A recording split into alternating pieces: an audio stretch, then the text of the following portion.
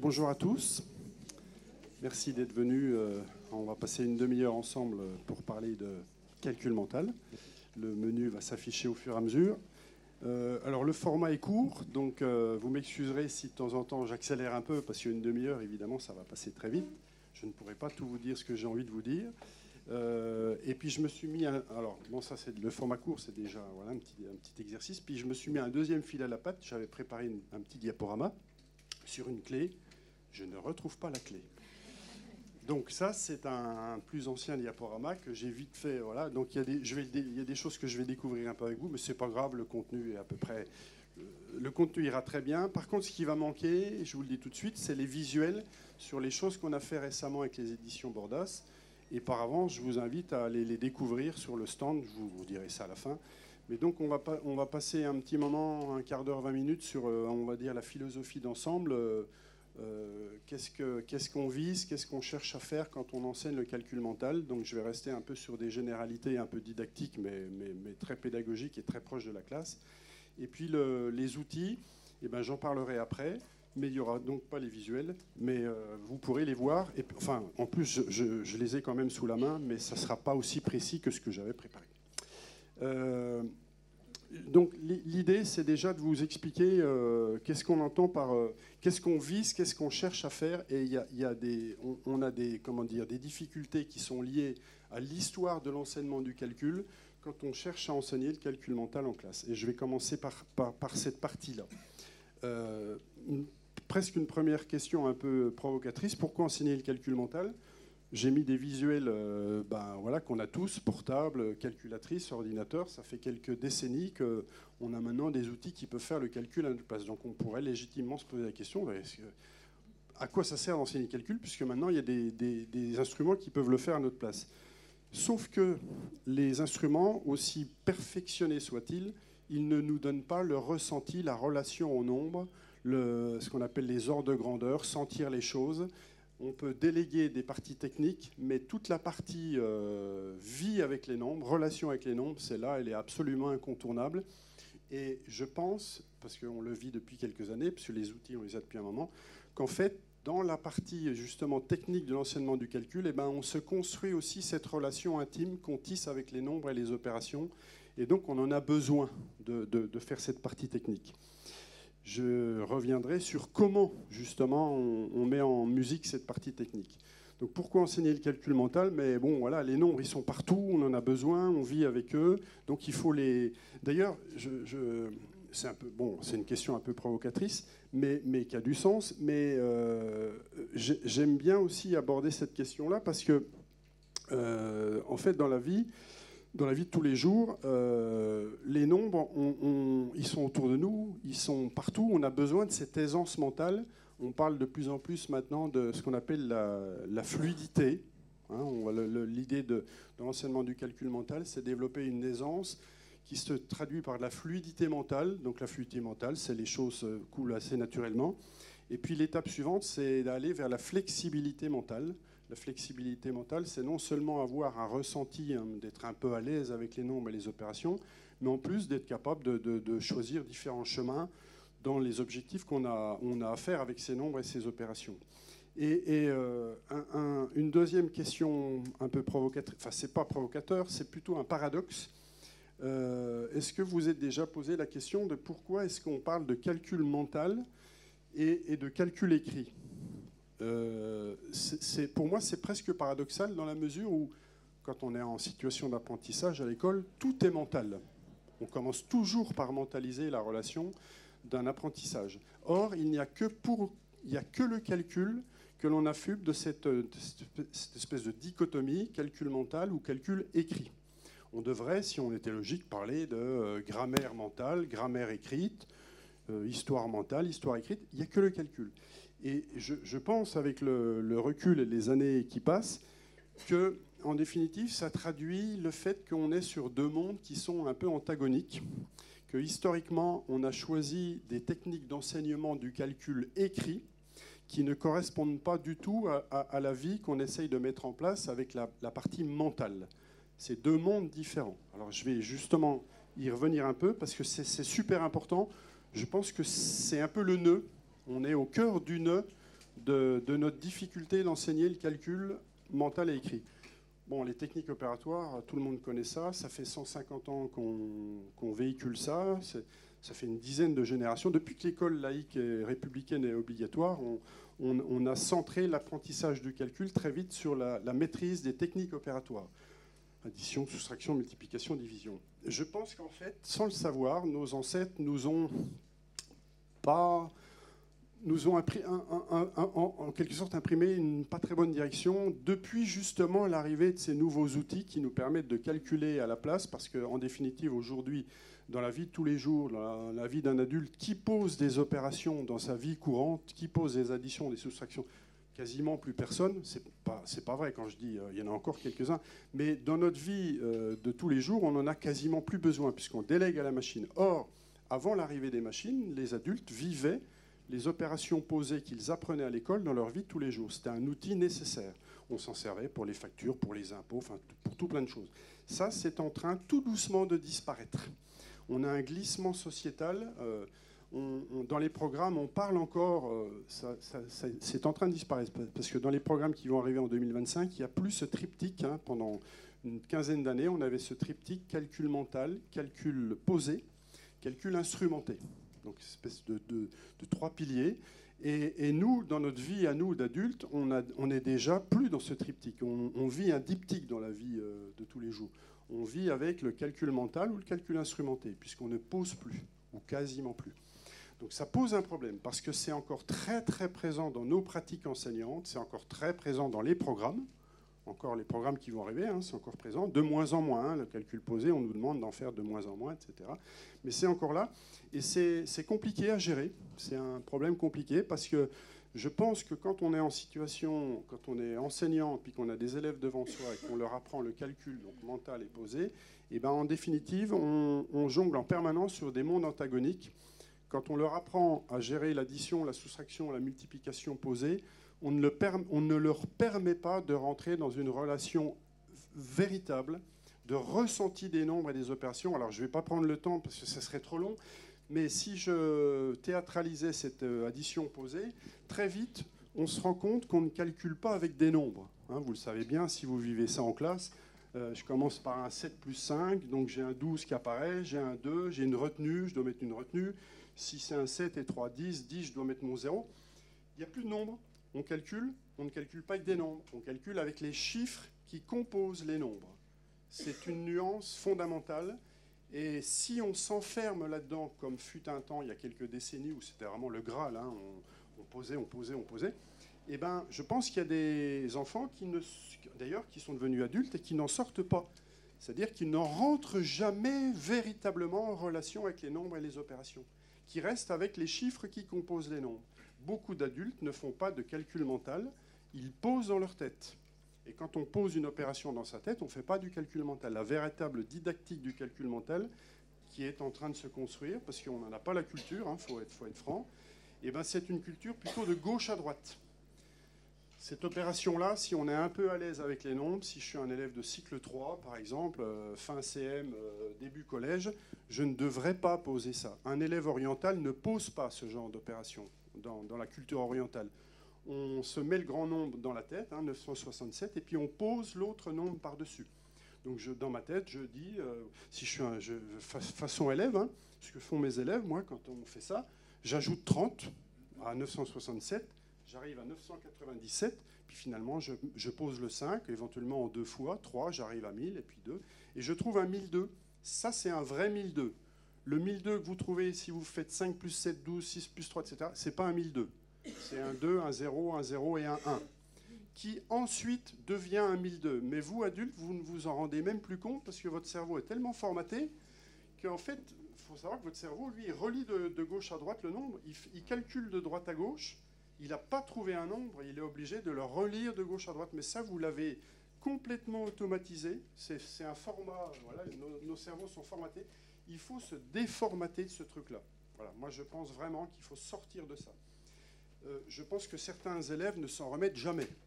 C'est un peu fort, mais j'en suis vraiment convaincu. Il y a des adultes qui ne sont jamais sortis de ça, qui ne vivent pas avec les nombres. Pour vivre avec les nombres, il faut rentrer dans une véritable mentalisation. Donc ce que je vous conseille, c'est de repousser très loin les techniques opératoires. Il y a des collègues maintenant qui, dès le CP, repoussent très très loin l'addition posée. Même dans les nouveaux programmes qui arrivent, on le dit clairement, c'est marqué, vous verrez, on demande de reporter en période 4 et 5 la technique opératoire de l'addition. Pour faire du mental, de gauche à droite et de l'écriture en ligne. Voilà, il faut absolument aller vers l'écriture en ligne. Donc dans les cahiers dont je vous parlerai tout à l'heure, il n'y a aucune opération posée. Voilà, ça disparaît. En plus, il n'y a pas besoin de cahier pour apprendre à poser les opérations. Tout le monde sait le faire. Hein. Je veux dire, les enfants à la maison, que font les parents pour leur faire du calcul, ils leur font poser des opérations, ce qui n'est pas une très bonne... voilà. Mais bon, on est un peu victime de ça. On est un peu piégé par ça. Donc, il faut absolument inverser ce paradigme. C'est-à-dire, c'est pas du poser et puis de temps en temps je fais du mental, je caricature, hein, quand j'ai le temps, c'est exactement le contraire. Il faut que le cheminement de la classe sur une année, ça soit du mental, et le poser, oui, parce que c'est encore dans les programmes, mais plutôt à la fin. Et moi, je pense qu'un enfant qui a bien mentalisé un certain nombre de choses, qui a commencé à poser un répertoire mental qui prend sens dans sa tête, il peut commencer à poser parce que ça aura plus de sens. Et l'idéal, c'est même de faire du posé en ayant déjà ressenti l'ordre de grandeur du résultat. On fait déjà en gros dans sa tête, et puis on rentre dans le détail du posé. Mais il ne faut pas que ça soit la culture. Voilà. Donc ça, tout ce qui est en cours, les programmes actuels, même ceux d'avant, le rapport Villani-Torossian, parce qu'on est dans la suite du plan MAT de 2018, là, tout ça est très clairement dit.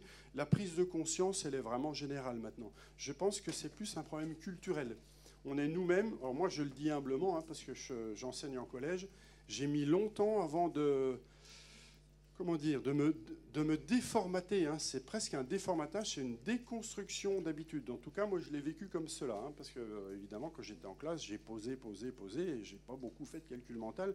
Enfin, j'ai fait du calcul mental, mais un peu, on va dire, à l'ancienne, les tables récitées, etc. Mais il n'y avait pas cette idée de calcul mental avec verbalisation des procédures, entendre des choses et mentaliser véritablement la relation au nombre et aux opérations. L'objectif, quand on fait du mental en classe, il faut que vous ayez, je pense, comme objectif, l'idée de construire un répertoire mental. Il faut que chacun de vos élèves se construise un répertoire mental. Un répertoire mental, c'est en fait ce que vous avez. On a tous un répertoire mental. Votre répertoire mental, c'est ce dont vous avez à disposition dans votre tête sans aucun autre support. Pas de stylo, pas de cahier, pas de calculette. Voilà. Ce que vous êtes capable de faire de façon intime. Voilà. Il faut bien reconnaître que, que ce soit adulte ou enfant, il y a divers répertoires mentaux. Il y en a qui sont plus ou moins riches que d'autres. Mais vraiment, ça se travaille. Et à tout âge, on peut toujours enrichir son répertoire mental. Mais par contre, il faut vraiment sortir de cette idée des opérations posées, les repousser. J'aime bien l'idée. En cycle 3, ça fonctionne super bien. En cycle 2, c'est un petit peu plus difficile parce qu'on est sur les premiers apprentissages. De dire on pose quand c'est des grands nombres, quand c'est vraiment un petit peu difficile. Mais si c'est simple, on ne pose pas. Il ne faut surtout pas poser. Il existe encore des livres et des cahiers. Je l'avais préparé sur mon diaporama que j'aurais dû vous montrer. J'ai fait des captures d'écran du style des opérations posées de mémoire. Un 19 plus 6 posé. Un 25 moins quelque chose posé. J'avais un 2 fois 25. J'ai fait une capture d'écran aussi dans un bouquin. Il y a des opérations qu'on ne devrait jamais poser. On manipule, on verbalise, et on écrit en ligne, si on a besoin de la trace écrite, hein, écriture en ligne, voilà, bien sûr, il faut vraiment aller vers l'écriture en ligne. Donc dans les cahiers dont je vous parlerai tout à l'heure, il n'y a que de l'écriture en ligne. Donc ça, c'est le premier point. Donc les techniques opératoires, c'est réglé. Je vous remets, alors voilà, c'est ce qui était là. Donc voilà, inverser le paradigme. Il faut vraiment que ça soit le cœur de fonctionnement, ça soit du mental, avec beaucoup de verbalisation. Hein. Ça, voilà, c'est quelque chose qui se développe vraiment, ça fonctionne très bien. Il y a un outil qui est remarquable pour faire vivre la verbalisation en classe, c'est de faire des petits diaporamas de calcul mental réfléchi. Donc avec la méthode dont je vous parlerai tout à l'heure, il y a des diaporamas. Chaque semaine commence par un diaporama. Le diaporama, ça c'est un diaporama, c'est un super support pour mettre en scène la verbalisation dans la classe. Un élève, une question s'affiche, on laisse un temps de recherche, les élèves lèvent la main, il y en a un qui prend la parole, qui explique comment il a fait, Les autres entendent, on valide ou on invalide, et éventuellement on entend d'autres procédures. Les élèves progressent en entendant des choses qu'ils ne savaient pas faire. Si on est toujours à l'écrit avec des opérations posées, c'est difficile de progresser, on reste dans son monde. Par contre, si on entend, c'est à ce moment-là qu'on entend le fameux « ah oui ». Vous savez, quand dans une classe, vous entendez un élève qui dit « ah oui », eh bien « ah oui », c'est « moi j'ai fait comme ça, mais oui, on peut faire comme ça ». Et ça, c'est la verbalisation. Il faut absolument verbaliser. Alors culturellement, il y a cette idée comme ça un peu installée dans l'inconscient collectif qu'on verbalise en langue vivante, on verbalise dans certaines matières, puis en maths, non, en maths, on écrirait tout. C'est vraiment pas bon, ça. Culturellement, c'est pas bon. Il faut absolument verbaliser. Et laisser la place à l'erreur, hein, parce que quand on verbalise, vous entendrez des bêtises, hein, normal. On en fait tous. Donc il n'y a pas de raison qu'on n'en fasse pas en classe. Mais place naturelle à l'erreur. Voilà. Je m'appuie sur un deuxième point. On fait trop de ce que j'appelle le calcul mental à l'endroit en classe, ce que j'appelle aussi le « ça fait combien ». Quand on est enseignant, on est un peu déformé à dire souvent à nos élèves « ça fait combien ». On leur donne une opération, alors c'est un peu caricatural avec le système de la martinière où on lève l'ardoise et on baisse l'ardoise, des successions de questions-réponses. Il faut absolument qu'il y ait de la verbalisation si on fait ce processus-là pour que les élèves expliquent comment ils ont fait. Et surtout, il ne faut pas faire que ça. Si vous faites que ce principe-là, vous, en quelque sorte, vous binarisez la relation avec les nombres et les opérations et vous mettez à l'insu de leur plein gré dans la tête de vos élèves que le calcul, c'est juste ça fait combien. C'est-à-dire j'ai deux nombres, j'additionne, ça fait combien. Je multiplie, ça fait combien. Alors j'ai mis, par exemple, voilà, ne pas se limiter à 6 fois 7, ça fait combien, et régulièrement retourner le truc. Il faut faire de la décomposition. C'est-à-dire vos élèves, il faut régulièrement leur donner un nombre et leur dire comment tu fais pour le fabriquer. 42, c'est quoi? Il ne faut pas que ce soit tout le temps 6 fois 7 qui fait 42. Bon, évidemment, c'est bien de savoir que 6 fois 7, ça fait 42. Hein. Je ne suis pas en train de vous dire qu'il ne faut pas savoir ça. Mais je suis en train de vous dire qu'il faut régulièrement dire 42, tu fais quoi? Et là, si vous le faites régulièrement, vous allez faire rentrer vos élèves dans l'immensité de la diversité des décompositions. Parce qu'évidemment, 42, c'est pas que 6 fois 7. Il faut qu'un élève, il faut qu'il se dise que, bah oui, c'est 6 fois 7, mais c'est aussi 2 fois 21. Accessoirement, c'est 3 fois 14. Voilà, quand on commence à jongler un peu, on connaît un peu les tables au-dessus. Voilà. Et on installe et ça, c'est du répertoire mental. Si un élève, dans sa tête, il a juste que 6 fois 7, au bout d'un moment, ah oui, ça fait 42, c'est pas du répertoire mental. Par contre, si vous lui dites 42, puis qu'il est capable de vous donner toutes sortes de décompositions de 42, et ben ça, c'est du répertoire mental. C'est mettre des liaisons entre les nombres. Un répertoire mental, c'est plein de liens entre les nombres. Voilà. Donc il faut jongler entre ces deux choses-là. Il faut faire du à l'endroit, mais il faut faire beaucoup de à l'envers. Et dans les cahiers, la méthode qu'on a construite et qu'on propose avec les éditions Bordas, c'est chaque semaine est remplie de situations, bien sûr, de à l'endroit, mais beaucoup de à l'envers. Et les deux, en fait, se nourrissent l'un de l'autre. Et le paradoxe, alors ça, c'était pas prévu, mais c'est vraiment du vécu de 20 ans de pratique, c'est que je me rends compte de plus en plus qu'un élève qui est en difficulté avec les nombres et les opérations, c'est pas de lui faire apprendre par cœur, et d'insister lourdement que 6 fois 7 fait 42. Il y en a pour lesquels ça n'imprime pas, ça ne rentre pas. Et par contre, à force de lui faire décomposer 42 avec des jeux, avec diverses situations, le 6 fois 7 va peut-être tout doucement s'imprimer. Alors ça, je le vis encore cette année avec un certain nombre d'élèves qui, en fin d'année, ça y est, commencent à imprimer des résultats de table, mais c'est à force d'avoir décomposé. C'est pas à force d'avoir appris par cœur la table du 6, la table du 7. Maintenant, il ne faut pas s'interdire par moment des petits apprentissages par cœur, hein, mais à mon sens, ce n'est pas un préalable. Il ne faut pas commencer par ça. J'ai même plutôt envie de dire c'est plutôt le bout du processus.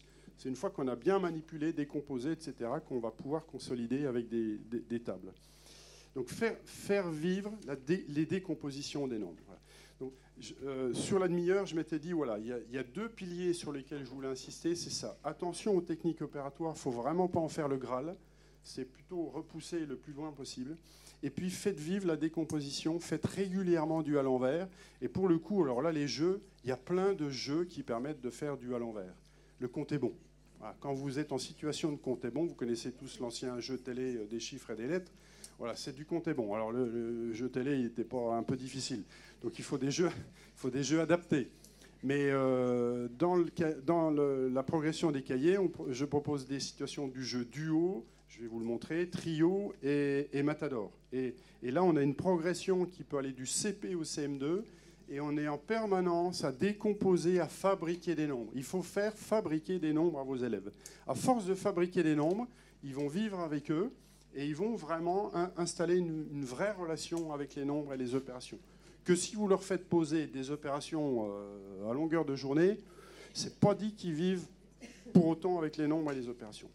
Donc voilà, dans ces cahiers, on sort du tout posé, beaucoup de décomposition, et puis le triptyque, moi j'aime bien le triptyque régularité, répétition, verbalisation, donc tous les jours, le quart d'heure quotidien, voilà, faut faire du mental. Puis du mental, on peut en faire à tout moment dans la journée, quand on fait du sport, quand on fait plein de choses, on fait du mental, bien sûr, mais il faut un petit quart d'heure qui soit spécifique mental, c'est important. Alors, donc on arrive au prolongement de ce que je viens de vous expliquer.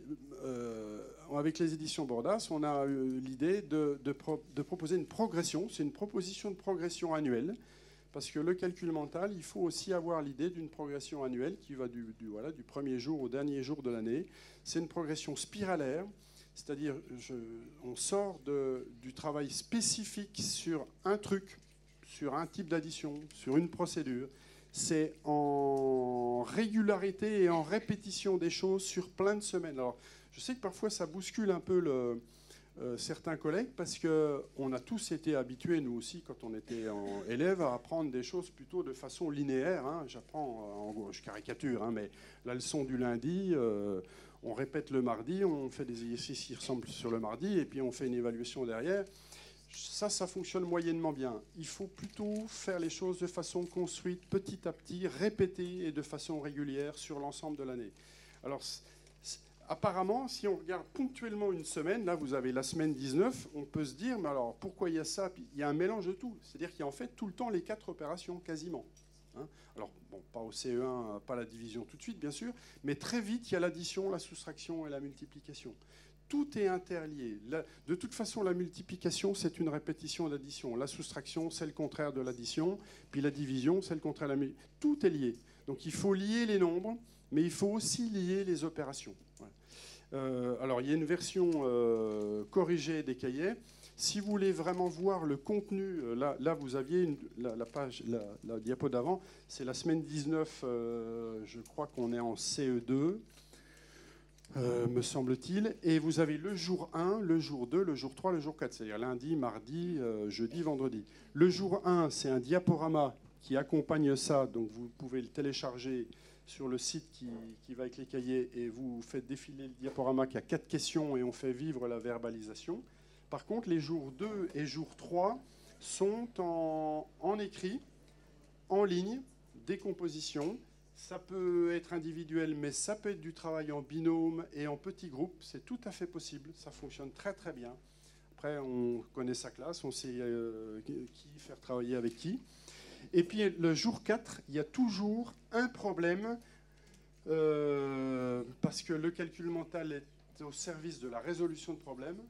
Ça, je ne l'ai pas dit au début, mais on fait du calcul mental pour faire en fait progresser en résolution de problèmes. Donc il y a toujours un petit problème. Il y a toujours un jeu duo, trio ou matador. Et puis, alors ça, c'est l'ancien diaporama. Dans les nouvelles versions, vous aurez 10 petites cases en dessous. On a intégré les fameux tests de fluence, parce que dans les programmes 2025 apparaît la notion de test de fluence qu'on connaissait en lecture, et on va la voir en calcul. Donc vous pourrez aussi, sur le site dédié au cahier, télécharger un test de fluence par semaine qui apparaîtra dans le cahier, qui sera en auto-évaluation possible avec l'élève ou en évaluation avec vous si vous le souhaitez. Et il y aura aussi d'ailleurs 2 tests de fluence proposés par période. Il y a 5 périodes dans l'année, chaque vacances, et il y aura des tests de fluence récapitulatifs pour chaque période. Donc ça en fait 10, 5 périodes x 2, 10, et puis 30 tests de fluence, 1 par semaine. Voilà. Dans les nouvelles versions des cahiers, donc il y a évidemment les nouveautés, un peu de fractions, la partie mentale des fractions, sachant qu'en cycle 2, on est beaucoup sur de la représentation et du visuel, donc ça collera assez bien avec la vision mentale des cahiers. Qu'est-ce que j'oublie? Donc les tests de fluence et fraction. Et puis un travail sur les procédures, parce que dans les nouveaux programmes qui sortent à la rentrée, dans chaque année, vous verrez, donc du CP au CM2, il y a une petite liste de procédures visées. Et ben, ces procédures, elles apparaîtront dans des astuces, qu'on appelait ça astuces de calcul mental, qui sont dans les cahiers aussi, que vous ne pourrez pas voir, encore une fois, parce que le diaporama n'est pas le bon, mais vous pourrez aller voir les cahiers, c'est dedans. Et dans les cahiers, on a fait des petits pictos qui renvoient, par exemple, vous aurez par exemple un petit picto qui apparaîtra avec un numéro 3, ça renverra l'astuce numéro 3. Ou là, il y aura là, un petit picto avec un petit 7, et ça sera l'astuce numéro 7. On a mis en place 10 astuces. Vous verrez, enfin, vous avez peut-être déjà vu sur les nouveaux programmes qui vont sortir, il y a en gros 10 procédures visées par année. Il y a une version corrigée des cahiers, où là, vous avez là, toutes les réponses. Donc ça peut permettre de fonctionner, par exemple, en autonomie. On peut imaginer une autocorrection, parce que les élèves peuvent très bien fonctionner avec le cahier corrigé. C'est vous qui pouvez éventuellement l'utiliser. On peut même imaginer de la vidéoprojection, si vous voulez le vidéo projeter. On peut y mettre de la verbalisation au moment de la correction des réponses de ce qui a été fait par les élèves. Je dirais qu'il y a une assez grande liberté. Il faut que de toute façon, un outil, il faut que ce soit souple et que chacun puisse se l'approprier comme il a envie de se l'approprier. Donc je pense qu'il y a pas mal de façons de gérer la correction de tout ça. Vous avez à chaque fois, par contre, dans chaque cahier, la progression annuelle avec les 5 périodes et tout apparaît. Donc vous verrez la progression. Donc vous verrez qu'une... je veux dire, au hasard, complément, un complément classique, voilà. Des compléments, vous en avez sur chaque période. Vous voyez, d'accord? Complément, période 1, période 2, période 3, période 4, période 5. Et ça va plutôt jouer sur la variable didactique, c'est-à-dire que c'est les nombres qui vont grandir. La complexité va venir plutôt dans les petites variables didactiques qui vont permettre, mais le complément, il faut le faire tout le temps. On ne va pas dire on fait du complément à tel moment, puis ensuite on passe à la multiplication. Non, il faut vraiment... Le cerveau, de toute façon, n'est pas linéaire. Hein. Notre cerveau, il n'est pas... on apprend ça, ça et ça. Le cerveau, c'est un puzzle. Et le puzzle, il faut le construire petit à petit. Maintenant, de temps en temps, ne pas s'interdire un petit travail spécifique sur une procédure, sur un truc spécifique, mais c'est en complément de ça. Ça viendra... Vous avez une classe enfin, vous sentez qu'il y a une petite difficulté sur une procédure particulière, pourquoi pas faire un petit travail spécifique, se faire un petit diaporama spécial sur un problème ponctuel. Mais par contre, la progression, elle ne sera pas dans ce sens-là, elle ne sera pas linéaire. Je vois qu'il ne reste plus guère de temps, donc j'avance un peu pour vous dire, pas oublier de vous dire des choses importantes. Il y a le lien... Alors, ça, c'est l'adresse internet des cahiers. Bon, cahier calculmental.editionbordas.fr. Vous pourrez récupérer, si vous voulez, sur le stand. Et là, sur ce site-là, vous retrouverez tous les outils qui vont avec les cahiers élèves, c'est-à-dire les diaporamas. Les 30 diaporamas de chaque niveau sont téléchargeables. On a fait des doubles niveaux CE1, CE2 et des doubles niveaux CM1, CM2. Il y a les tests de fluence qui sont téléchargeables, les progressions que je vous ai montrées avant. Voilà. Et les tests de fluence sont en 2 formats.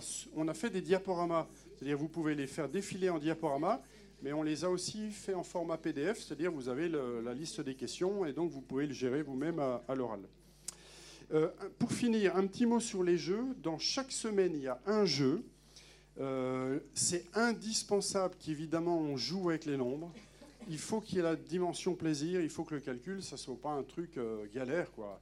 Et si on joue avec les nombres, on s'approprie, on a envie, ça crée de l'appétence. Et il y a alors, toutes les semaines, c'est ou un duo trio ou un matador. Alors évidemment, on ne va pas avoir le temps de jouer, donc je vais juste vous montrer à quoi ça ressemble. Duo, c'est une grille.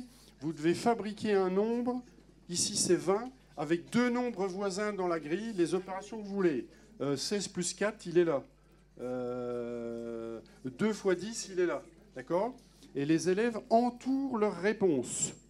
Ça donne ça. Et sur le cahier corrigé, vous avez toujours les réponses. En cycle 2, duo. En cycle 3, trio. 3 nombres. Là, vous devez fabriquer 42, mais avec 3 nombres. 5 x 8, 40, plus 2, 42. Là, j'ai un trio. D'accord? Et des trios, il y en a toujours plein dans chaque grille. Voilà. Cahier corrigé. Matador, on gravit encore un échelon supplémentaire. Vous avez un nombre cible et vous avez 5 nombres qui proviennent d'un jet de 5 dés. J'ai ma mascotte avec moi. Ça, c'est un dé à 20 faces. Donc, c'est celui-là. Donc là, il est sur 6. Et vous avez 5 nombres et vous faites ce que vous voulez. Addition, soustraction, multiplication. Bon, c'est le compte est bon, hein, d'accord? Mais revisitez avec des nombres. Et il y a toujours plein de solutions. Voilà. Et duo, trio, matador, vous avez une vraie progression en difficulté qui peut aller du CP au CM2. Et ça, si vous le faites régulièrement, vous verrez vos élèves s'approprier, développer leur répertoire mental, se fabriquer vraiment une relation non seulement forte, mais aussi amicale. Hein, parce que les jeux, c'est la relation amicale avec les noms, quoi. Voilà, donc ces cahiers, eh ben, pour les voir en détail, je vous invite ensuite à aller sur le stand Bordas. Il reste une petite minute. Si vous avez une petite question, il y a la place. Oui? Je voulais savoir, pour les cours doubles CE2, CM1, au niveau de la programmation, oui. Ça coïncide, on peut réussir à faire quelque chose ou... Alors, pour les cours doubles, on a fait des diaporamas double niveau. Donc, CE2, CM1 aussi CE1, CE2 et CM1, CM2. Mais pour l'instant, voilà, que ça. Oui, il n'y a pas CE2, CM1. Et au niveau de la programmation, quand vous faites complément CE2, c'est aussi complément CM1? En fait, les cahiers restent individuels. C'est-à-dire qu'il y a un cahier CE1, un cahier CE2, un cahier CM1, un CM2. Et on a essayé de faire un travail de regroupement pour les diaporamas, uniquement pour le diaporama du lundi. Oui, mais parce que je voulais savoir si la compétence qui est travaillée, ça se retrouve. Elle se retrouve dans les cahiers des deux. Voilà. Il faut voir. Mais on a essayé de faire en sorte que ça permette de faire vivre les deux cahiers avec un même diaporama. Alors le CP, il sort l'année prochaine. On va commencer. Le cahier CP sera au catalogue Bordas 2026.